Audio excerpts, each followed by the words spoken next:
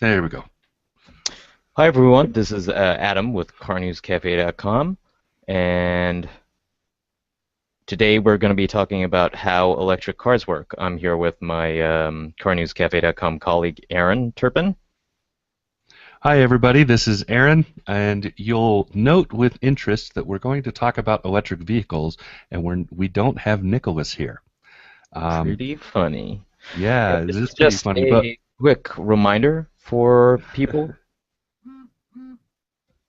but ahead. we are on iTunes, so if you're listening to this on our website and you're not subscribed there, you can just subscribe to our podcast, and we're syndicated on Stitcher Radio, which is a popular podcasting app that I know a lot of people like to use on their phones nowadays. You can also listen to us via Stitcher. We'll have links. And if you want to send us any questions or comments about the show, uh, I'm on Twitter, Adam Yamada, Yamada. Aaron's at Mac Aaron, Mac, his name Aaron. And you can always send us tweets at CarNewsCafe on Twitter. Yep, or email aaron@carnewscafe.com. Email. Yeah, That's like, people still use that. yeah, people Uh, still use that. anyway, You we don't use wanted to direct start. messages via Twitter? No, really? Oh, okay. we we have planned to start doing a few EV specific, so electric vehicle specific podcasts. And this will be the first one. What we're going to do is we're going to explain the basics of how an electric vehicle works. It's important to understand these basics, and we do have a video you can see that lays it out in visual form as well as with me talking. uh, but every electric vehicle works the same basic way. So whether it is a fuel cell, a hydrogen fuel cell vehicle, a hybrid, or a battery electric, or any other sort of electric vehicle, it will work the same basic way. All you do is you change out the energy storage source. So we're going to be talking about them as if they were running on a battery, but we don't need to mention the energy storage outside of saying the energy source, just simply because it really doesn't matter. Once you get past the energy source, the electric vehicle works exactly the same every single time. So that's it. We're going to use the Wiktionary definition for an electric car. That is a car that uses electric motors and motor controllers instead of an internal combustion engine to propel itself. So there you go. Yeah, and something a lot of people, even in the automotive world, don't quite understand is that electric cars have actually been around for quite a long time. You know, there used to be a company called Detroit Electric that used to build electric cars. I think they started sometime in 1900, and they forget when they ended production, but they actually had basically the same model for I think almost like 30 or 40 years. Well, they introduced a handful of variants of that very same model. Yeah, and you remember I did a write-up on that Yeah, yeah, yeah. after I saw it in the Forney Museum down in Colorado. The first electric cars that as we would think of them as cars, in other words, people can sit on them and they move around. Um, they appeared in the late 1800s, and by the turn of the century, there were actually more electric vehicles on the road than there were gasoline, and that's because at that time, combustion engines were very new and very, very unreliable and weak.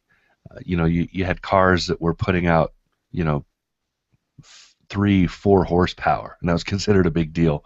Under those circumstances, even with the primitive batteries they had at that time, an electric car was actually it actually made more sense for the type of person who was going to drive it.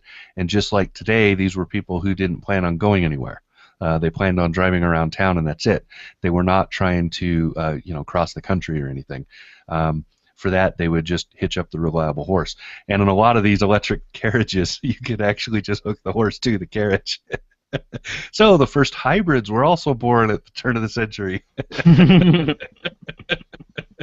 I don't think you could do that nowadays. It's a little too heavy. PETA might get upset too. I don't know. Draft horse can pull a lot of weight. So, Adam, do you want to walk us through just quickly the basic layout for an electric vehicle? Sure. So the, I guess, main components of an electric vehicle are obviously a motor, the electric motor. As Aaron said, you have to have some sort of energy source, which is usually a battery. There are different ways you could technically store energy, like a capacitor, but that's not quite as reliable as a battery. They're too short-lived. Yeah, yeah. They wouldn't store energy as well. Um, we'll link up to some information about capacitors, an article I actually wrote, and then you also need a controller and to modulate the energy from the battery to the motor, and that's really it. Because for electric motors, I mean electric cars and vehicles, you technically don't need a transmission, although some will have gearboxes to because they can be direct drive. Hmm. To reverse the car, if you want, you just reverse the polarity of the motor, and then you can go backwards. So Right, and that's where that controller comes in, because the controller is basically what decides how much energy is going.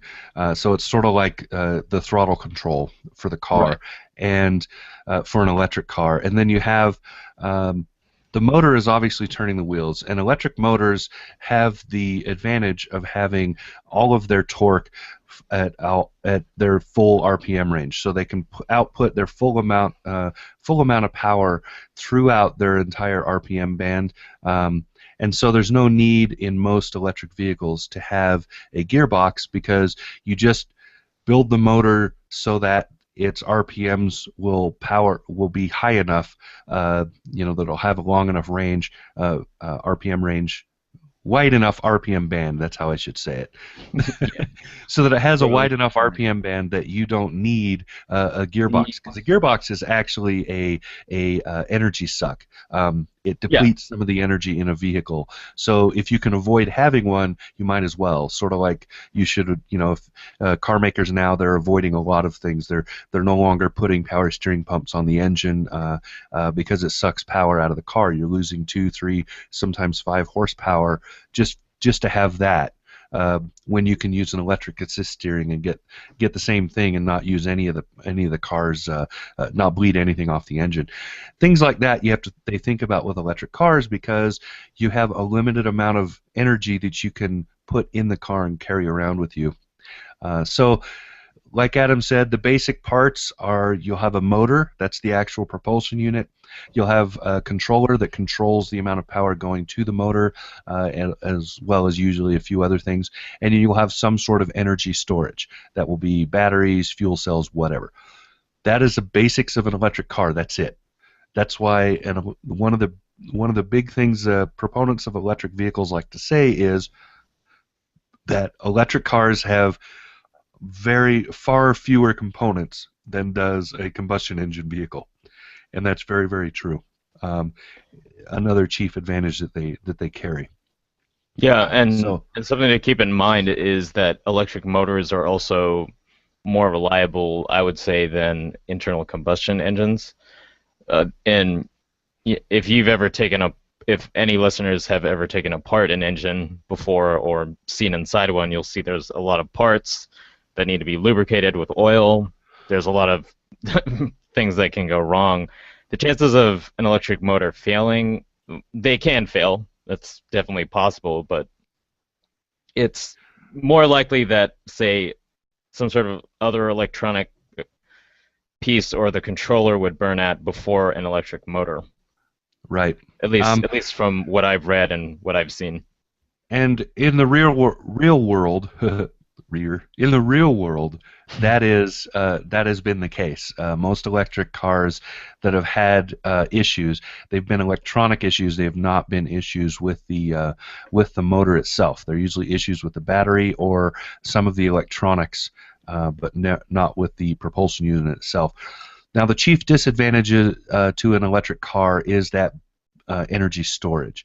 There are only a handful of ways that we can store energy that are both reliable and have a long lifespan. So give enough energy that you can have a range in the car. Right now, lithium-ion batteries are the most popular, but there are other things. We're going to see a lot of hydrogen fuel cells hitting the market in the very near future, and and then of course there's hybrids and other things. So, Adam, let's talk. Let's move forward and talk a little bit about. Well, I talked about energy storage already, I guess. So let's kind of talk a little bit about where the electric vehicle right now, where it works the best, and maybe mention a couple of the models that are on the market and how they're selling in comparison to the rest of the automotive market. Sure, sure. I mean, the major models right now would obviously be the Nissan Leaf, which is currently, as of this recording, it's the best-selling electric vehicle of all time. It's had 100,000 units sold, I guess is the automaker term, around the world. I think about half those have been in the U.S. Mm-hmm.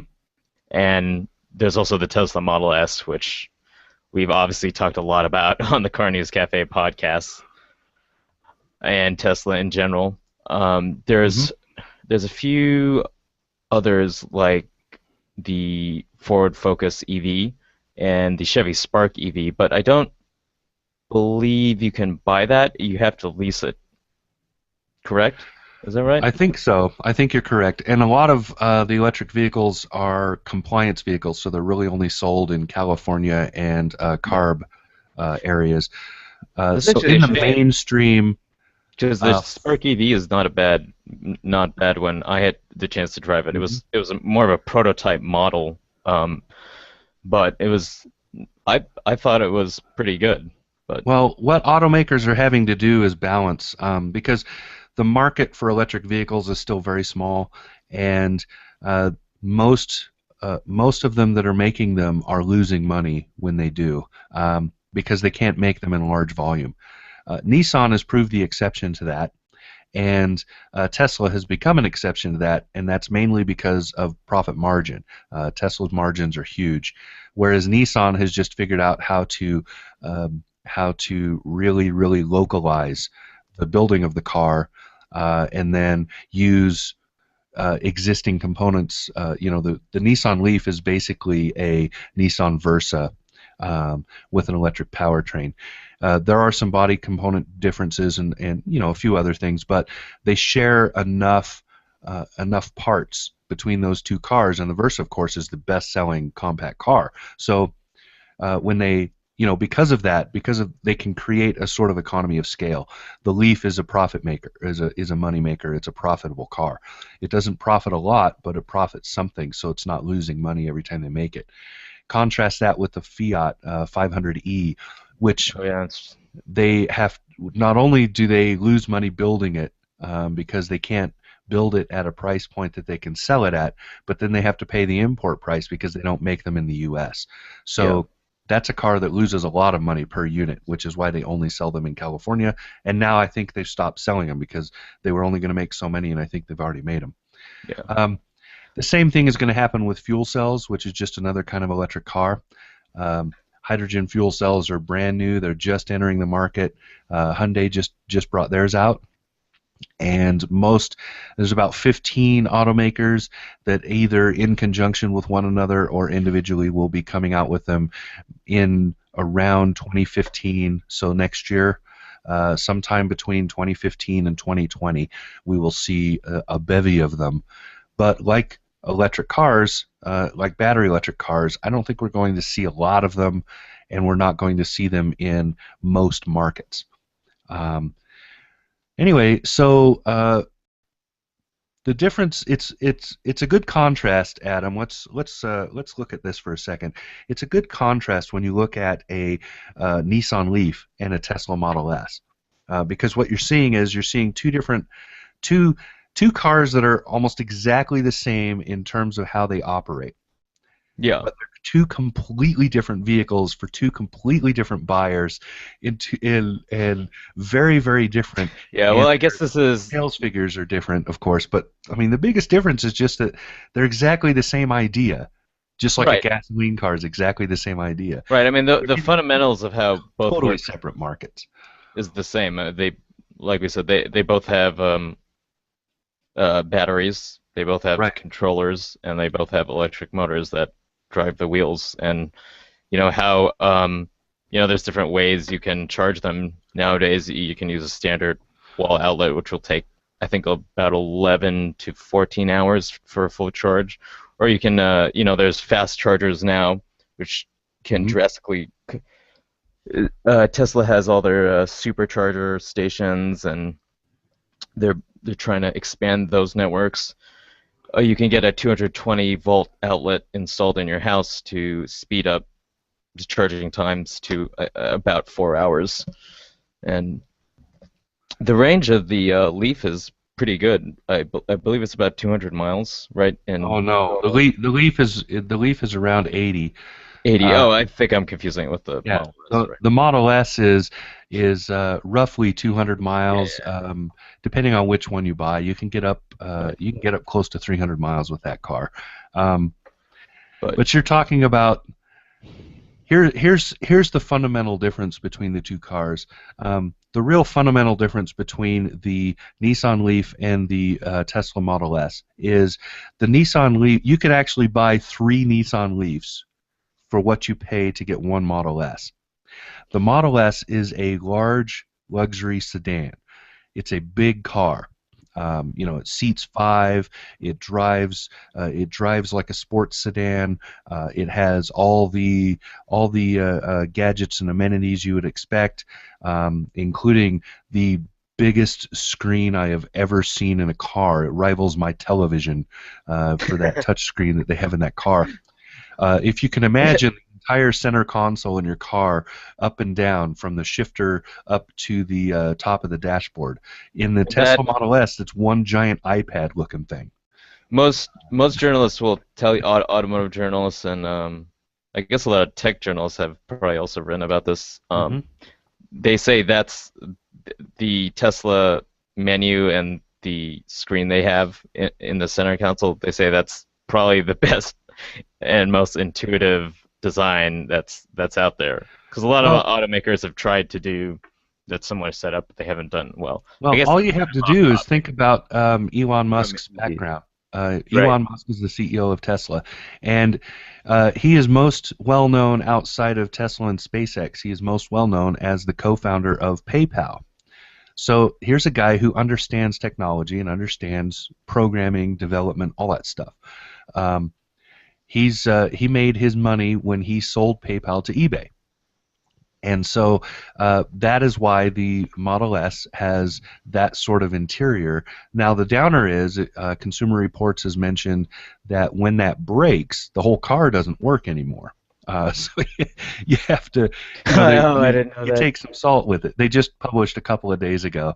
Um, on the flip side, the Nissan Leaf is a more normal car. It's an Yeah. everyday car. When you get inside it, everything feels like a regular car. There's very little in there to indicate that there's something different. You have a different looking shifter because it's just a little turn knob, and you have a different layout on your driver's instrument cluster because it has to show you something that's different than what you would see in a gas car. Like it doesn't bother showing you RPMs and stuff like that because you really don't need to know that. You just need to know your speed because you're not going to shift gears. So you just need to know your speed and what your battery level is. It doesn't need to tell you engine heat or any of that, so it doesn't because there is no engine. So, but when you're sitting in that car and when you drive it around, it is exactly like every other car on the road in terms of how you operate it. and that's a big selling point for the Leaf. The other big selling point is just that it's versatile and it's cheap. It's roughly $30,000 for an electric Leaf. Um, Give or take. I mean, I'm not going to look up exact numbers. It's about $30,000. Let me check. So there you go. That's the average buyer of a the average buyer of a Tesla Model S is spending around $100,000. The average buyer of a Well, something. a Nissan Leaf is spending about $30,000. It's two completely separate cars because the Well, Leaf the is Leaf more actually like an entry level starts. compact.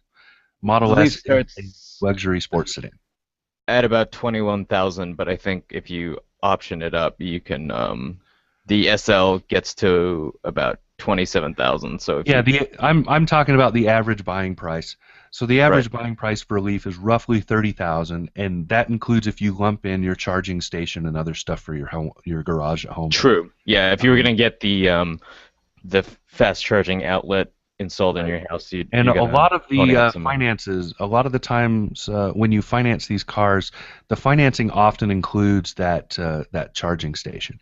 So you'll spend anywhere from $500 to $1,200 for the station, and then maybe that again, somewhere in that range, to have it installed, depending on how well your house is set up.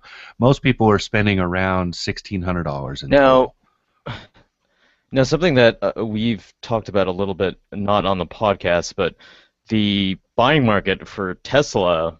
Yeah, I've heard some people say it's an expensive car. It starts at I think it starts at about 70 or 80,000, right? For the base model. It starts right around 60, I believe. 60. hmm No, I think that's too cheap. Let me No, I think the lowest end calculate. model you can buy starts around 60,000, but nobody buys that because it's the stripped down empty model. Yeah, I mean, Just like that's not the market. any of the It is the 60 bottom price kilowatt point base models. cash. It's 70. The 60 kilowatt battery is starts at 71. The Okay. 80 is 80, and the sporty ones, yeah, about 95. hmm So you Most know, most 70 people are to. buying the 85 kilowatt, and by the time they add in the options and everything else, plus the charging station, they're usually spending close to $100,000. Right. But the thing you need to realize is that there are actually a good number of cars in the 80,000 plus dollar Mhm. range. And they're Um, all luxury sedans. That's the idea. right, right. That's what So this is aiming for. yeah, and that's very smart of them because there are people that don't mind spending that amount of money on a car hmm because there's a lot of vehicles in that price range already. So Well, and I think next there's a year, misconception among people that that's expensive for right? what Tesla's going for because they understand the automotive market that they're trying to target and they're doing a very good job of it. I don't knock Tesla that often because I think they know what they're doing. They've done a good job of it. They've stumbled along the way, but everybody does that. They've done a good job of it. They know their market and they're aiming right for it and they're hitting it. Yeah, and They're not a Nissan's. volume leader because they're not in a market that will ever be a volume leader. Um, and next year when they come out with the Model X, um, it will be in one of those markets that where they could become a volume leader. And in fact, they will be because their only competition in that specific market for those mid-sized crossovers. The only competition they will have as far as electric vehicles go are all hybrids. Um, because the closest they had was the Toyota RAV4 EV, and that one's no longer on the market. So this is a very, very, they know what they're doing as far as that goes. Nissan plans to go the other way. So they started out with the entry-level car, and their next electric car is almost assuredly going to be an Infinity sports sedan. Um, and that's what they're going to aim for, and makes total sense. It's the same idea. You just turn the funnel over. You're going the other direction. So it's a very it the fundamentals of selling a car are still the same. Um, and Nissan is the volume leader in electric vehicles because they went to the entry level part, Yeah, whereas and that's worked out really Tesla, well for them. And yeah, yeah, Tesla's trying to has gone the other end, and Tesla had to build a business from the ground up, so they had to profit as much as possible from their vehicles. Nissan the other way. They already had everything in place. All they had to do was figure out how to use their current economies of scale to make an electric car cheaply, and that's what they did. So it's, like we said, it's two sides of the same coin. It's both of them are good strategies, and they and worked for the unfortunately companies that are doing them. though, yeah, unfortunately though, I mean, we're sitting here, we're really only talking about two models that are you can really buy and that automakers have pushed electric cars, Yeah, and there it would are be other nice. electrics on the market. They're just not as Yeah, widespread and they're hard to find. There's the BMWs, the i3 that just entered the market. and the There's i8. the right, and there's the Mitsubishi iMev. There's there are other cars, other electric cars you can get. Most of them are competing in one of these two categories. They're either competing in the entry level like the iMev, or they're competing in the high end sports market like the i3. Um, or I8. What? Right, but only, I mean, only currently, legitimately, only Tesla and Nissan have been serious about Well, in pushing, terms of volume of in sales, volume. Yeah, so that's BMW, we why. have to give them kind of the benefit of the doubt because they just entered the market. True, Um, true. they played around with a lot of ideas because they're just trying to find the one that works best for them. And I think they hit it finally with these two models, especially the i3. Uh, And Mitsubishi had a lot of stumbling blocks, not the least of which is the fact that they don't really sell anything in the U.S. Their sales are so Yeah, I mean, the pitifully low iMeave. in terms Nicholas said the overall. iMeave is a big chick magnet, but Well, it's I, it's one of I those don't know. cars that has that look. It's kind of that Hello Kitty thing. Um, Oh, well, they and should use also, that in we some could give marketing. Mitsubishi some credit. They dominated Pikes Peak 2 years in a row now with electric vehicles. So Yeah, that's something to think about. You know, Um, well, that's the basics of how an electric car works, I guess. Right, yeah, Adam? yeah. I mean, we sort of got off topic of talking about, Not but really, I mean, because it's important to talk about where the cars are and what the markets yeah, are. currently, Because but yeah, they're a not. fully electric car is only what? It's less than 1% of the total automotive market. Yeah, it And would if be nice. I you mean, hybrids in, it's still less than 3%. So yeah, I mean, but electric it's cars are growing. not nearly as complicated as um, current gasoline-powered cars with internal combustion engines, and that's why, we told you how it worked, and there's not much else to say. There's a controller. It modulates how much energy that electric Hmm. motor gets, how much is going to the wheels. There's 80% of about efficiency in the motor, so you're getting a lot more power Hmm. right to the wheels from the battery.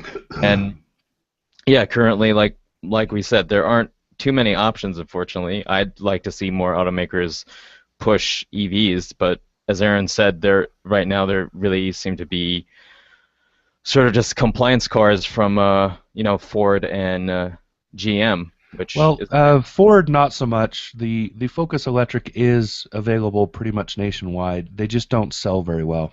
Um, Well, they're not pushing it, they so don't push it, yeah, yeah, right. and that's because I think That's Ford is losing money on the car, so right. they don't really want to sell a lot of them. Um, and we should point out very quickly that energy storage. So let's say you're using a Yeah, battery electric that will vehicle, probably have to be car a you've separate talked about. podcast. I was gonna bring up some Well, things. I just wanted to bring up a detail that I know somebody's going to call us on, and that's that Yeah. energy storage, that includes all the controllers for the energy. So that would include your charging and everything else. That Hmm. should be lumped in with energy storage for us right now. Later on, we'll talk about some of that stuff in other podcasts because there's a lot going on as far as what kind of batteries are being used, what kind of stuff is happening. I mean, we could literally be here all year. We could spend the rest of the year, Adam. We could just sit here and have people bring us food and change diapers once in a while and just talk about this all day, every day for a long time. Yeah. If No, we, no, no. Send briefcases of money. yes. Pure money. Okay, well, anyway, this is Adam Yamada from CarNewsCafe.com. Like I said, we're on iTunes and Stitcher. If you want to subscribe to us, please do. We also have a RSS feed. If you guys have questions or comments about the show, please let us know at CarNewsCafe on Twitter. We always love to hear feedback. And the this is episode. I don't think we have an episode. This is our first EV Well, podcast. yeah. How's that? Yeah. Yeah, this is our first EV podcast. This is our first EV centric. We're kind of starting a new channel, so Yeah. So this is the first. maybe episode 1. Yep. We have some interesting developments actually with that. This is EV1, not affiliated with General Motors in any way. Should like point to that out. That. That is a good title, though. We are EV1, Yeah, but not the same one as the car. Anyway, this has been Aaron from CarNewsCafe.com, and yeah, this is our first EV podcast. If you have feedback and you want to, especially if you like this subject matter, if you want to see us do more of these, let us know. Because this is kind of a test thing. We're kind of sticking our toe in the water, and we're going to do 2 or 3 of these electric vehicle specific podcasts, and we're going to see if people are interested in hearing that, because it is new technology as far as automotive is concerned. Well, modern automotive, I guess. I don't know. How do you say that? So there you go. This has been Aaron. Talk to you soon.